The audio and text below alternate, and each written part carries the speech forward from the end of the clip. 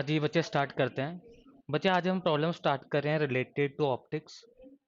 First problem है ये ray optics की। तो देख लेते हैं स्टेटमेंट क्या है। स्टेटमेंट बोला है an object is placed in front of focal length 10 centimetre. एक ऑब्जेक्ट है वो कहाँ पे प्लेस किया गया है?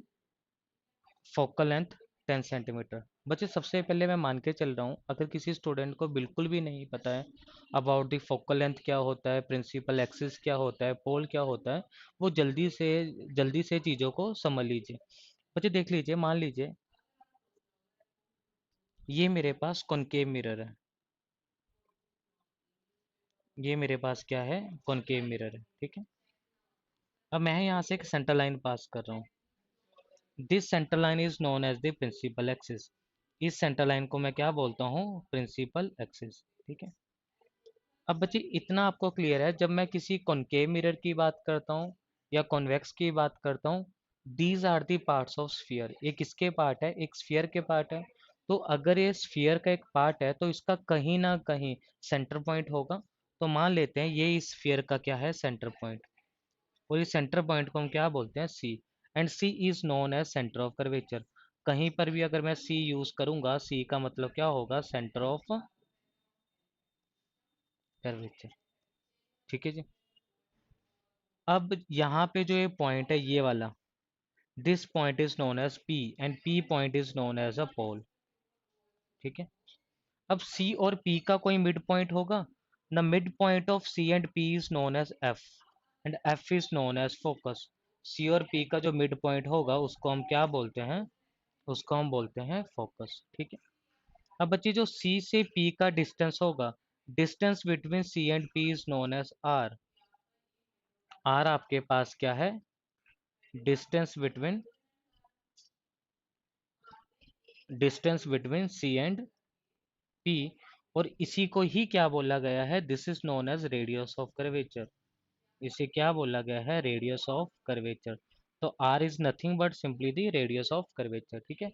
और जब हम बात करते हैं एफ टू पी की, तो बच्चे एफ टू पी आपके पास क्या है? F to P is known as the focal length.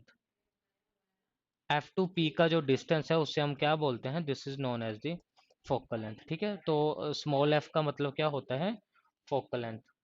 I hope आपको ये नॉमेनक्लेचर समझ में आ गया होगा, क्योंकि नॉमेनक्लेचर मोस्ट इंपॉर्टेंट रहेगा अगर आपको रे ऑप्टिक्स के अंदर प्रॉब्लम को सॉल्व करना है, ठीक है। अब आ जाते हैं। अब आपको थोड़ा थोड़ा प्रॉब्लम समझ में आ रहा होगा। इसने क्या बोला है? An object is placed in front of a focal length 10 centimetre. यहाँ पर ऑब्जेक्ट जहाँ पर प्लेस्ड है उसकी जो फोकल लेंथ है वो आपके पास कितनी गिवन दी है? Is equal to 10 centimetre given दी है। जल्दी बताइए बच्चे, समझ में आया या नहीं आया? फोकल लेंथ कितनी गिवन दी है? 10 सेंटीमीटर। अब आ जाइए जी, ध्यान से स्टार्ट कर रहे हैं। अब बच्चे फिर से पढ़ते हैं एक बार स्टेटमेंट को। An object is placed in front of a focal length 10 centimetre if the image is formed it double the height of the object. अब बच्चे यहाँ पे जो इमेज बन रही है ना, वो क्या बन रही है? डबल बन रही है। और मिरर कौन सा है आपके पास? An objective placed if the image is formed double in the height of the object, find the position of object from the pole to the mirror। और यहाँ पे आपके पास क्या बोला है?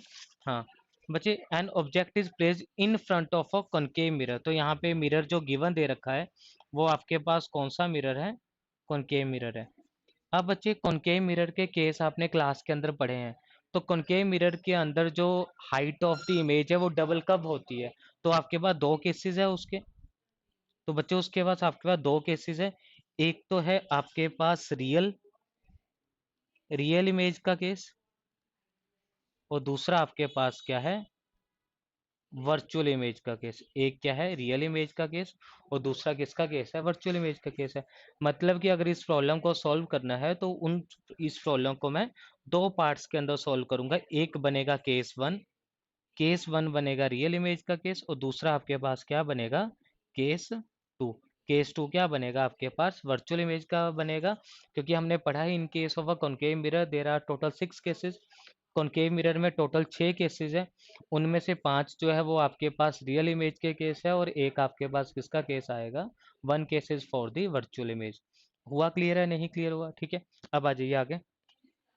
तो हम दो पार्ट्स के अंदर इसको सॉल्व करेंगे। तो सबसे पहले मैं केस वन लेके आ रहा हूँ, and case one is for the real image. Case one किसके लिए है? Case one is for the real image. आ जाइए जी, सबसे पहले ध्यान से समझना बच्चे, बिल्कुल आसान है। सिर्फ आपको स्टेटमेंट को पढ़ना है और सॉल्व करना है। पहला किसका आ गया जी? रियल इमेज का। ठीक है। अब बच्चे यहाँ पे कुछ मैं नोमेनक्लेचर यूज़ कर रहा हूँ जो कि आपको पहले बच्चे पता होना चाहिए। नहीं पता है तो बच्चे एक बार से समझ लीजिए क्या क्या मतलब होता है इसमें। बच्चे जो एच जहाँ पे मैं डिनोट करूँगा, एच का मतलब होता है हाइट ऑफ ऑब्जेक्ट। एच का मतलब क्या होता है? Height of object. ठीक है।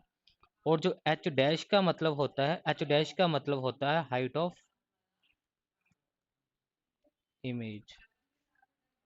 एच का मतलब क्या होता है? Height of object. और एच डैश का मतलब क्या होता है? एच डैश का मतलब आपके पास आ जाता है जी हाइट ऑफ इमेज आ जाता है। ठीक है। उसके बाद बच्चे जब हम u का देखते हैं, u is the distance of object from the pole. Distance of object from the pole. और v आपके पास क्या आ जाता है? Distance of image. Distance of image from the pole. Distance of image from the pole. ठीक है। उसके बच्चे मैग्निफिकेशन आपने क्लास में पढ़ी होगी। नहीं पता है तो समझ लीजिए, मैग्निफिकेशन जो होती है आपके पास वो किसके इक्वल होती है? Magnification, magnification that is m। m is equal to h dash divide by h is equal to minus v divide by u। तो मैग्निफिकेशन आपके पास किसकी इक्वल होती है? h dash divide by h is equal to minus v divide by u। This formula is for the magnification. Clear है? अब बच्चे हम मिरर फॉर्मूला की भी अगर बात करते हैं तो एज वी नो दैट जो आपका मिरर फॉर्मूला होता है। ठीक है। अब बच्चे इस प्रॉब्लम में मैं सारा नोमेनक्लेचर करवा दूंगा। आगे हम जितने भी न्यूमेरिकल्स करेंगे उसके अंदर हम इन नोमेनक्लेचर को नहीं स्टडी करेंगे, डायरेक्ट जो है प्रॉब्लम स्टार्ट करेंगे। तो मिरर फॉर्मूला आपके पास क्या होता है? 1/f is equal to 1/v plus 1/u। ठीक है। Where small f is the focal length, v is the distance of image from the pole, and u is equal to distance of object from the pole. ठीक है। अब बच्चे जब यहाँ पे देखिए, इस तरफ आ जाइए। यहाँ पे जब इस देखते हैं तो इसको अगर मैं यहाँ पे बच्चे ऐसे डिवाइड कर लेता हूँ तो ये आपके पास क्या बन रहा है? देखिए यहाँ पे ये बन रहा है पॉजिटिव एक्स एक्सिस, ये बन रहा है नेगेटिव एक्स एक्सिस, ये प्लस वाई एक्सिस, ये माइनस वाई एक्सिस। तो यहाँ पर आने वाली जितनी भी टर्म्स होंगी वो सारी की सारी माइनस पे होंगी, और नीचे आने वाली सारी की सारी टर्म्स क्या होगी? वो भी आपके पास क्या रहेगी? माइनस रहेगी। है ना? तो जो रियल इमेज का आपके पास केस बन रहा है बच्चे, वो किस ओर बन रहा है? यहाँ बन रहा था डाउनवर्ड, है ना? और ऑब्जेक्ट कहीं ना कहीं इस ओर प्लेस होगा। तो जो ऑब्जेक्ट की हाइट आएगी वो पॉजिटिव आएगी, और जो इमेज की हाइट आएगी वो आपके पास क्या आएगी? नेगेटिव आएगी। क्यों आएगी बच्चे? यहाँ पे आप एक्सिस को देख लीजिए। क्लियर है? नहीं क्लियर है? जल्दी बताइए। ठीक है। अब देखिए क्या क्या आपको गिवन दिया है। आपको यहाँ पे गिवन दे रखा है, गिवन आपको यहाँ पे दे रखा है कि जो आपके पास एच डैश है वो इज इक्वल टू -2h है। -2h क्यों लिया है? क्योंकि यहाँ पे जो इमेज बन रही है वो आपके पास क्या है? वो आपके पास क्या होगी जी? आपका इन डाउनवर्ड डायरेक्शन। माइनस यहाँ पे क्यों लिया है? क्योंकि रियल इमेज आपकी किस ओर बनती है? इन दी डाउनवर्ड, डाउनवर्ड डायरेक्शन में बनती है। ठीक है जी। अब बच्चे आ जाइए, आपके पास फॉर्मूला क्या है मैग्निफिकेशन का? As we know that, as we know that, as we know that कि जो आपके पास एच डैश अपॉन एच होता है वो आपके पास माइनस वी अपॉन यू होता है। एच डैश आपके पास कितना है? -2h upon H is equal to minus V upon U. Minus से माइनस कट गया, एच से एच कट गया। तो आपके पास बच्चे किसके बराबर आ गया?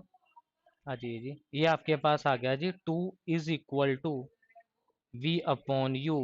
और वी आपके पास किसके बराबर आ जाएगा? 2u।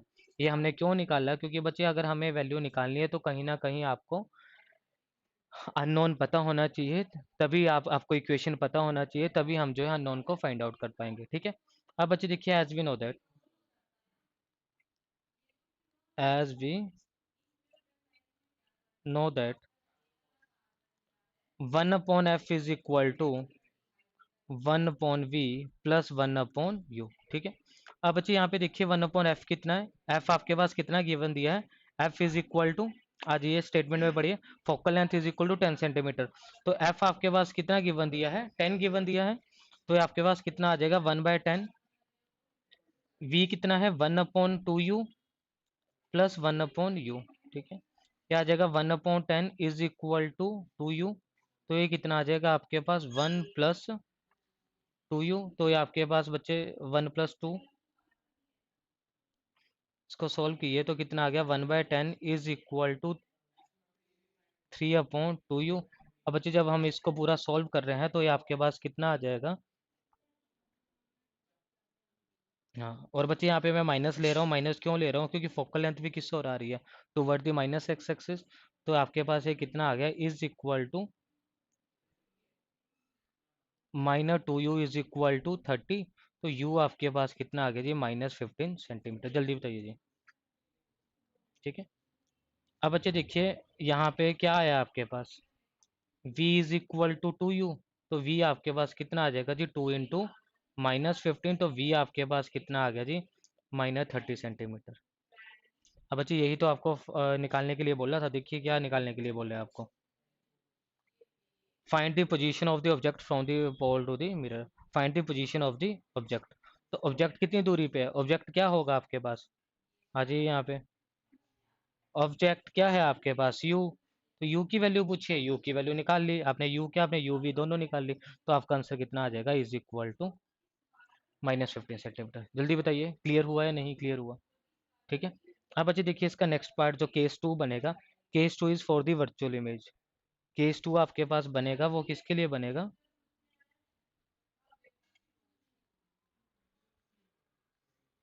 केस 2 आपके पास आ जाएगा फॉर द वर्चुअल इमेज। ठीक है। अब अच्छे देखिए वर्चुअल इमेज के लिए भी आपका जो हाइट ऑफ द ऑब्जेक्ट होगा वो तो किस ओर रहेगा, मिरर के आगे रहेगा ना। मिरर के आगे रहेगा, ये देखिए अगर नहीं समझ में आ रहा तो ये आपके पास मिरर है, ऑब्जेक्ट यहाँ पे रहेगा और इमेज यहाँ पे बनेगी। तो दोनों क्या बन रही है, पॉजिटिव बन रही है ना।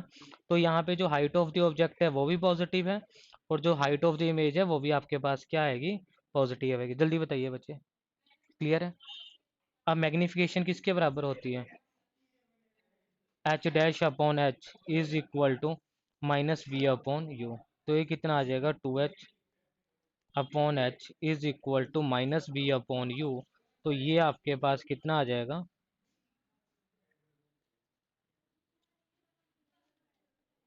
H dash upon H. तो एच डैश आपके पास कितना है, 2h अपॉन एच, ये कट गया।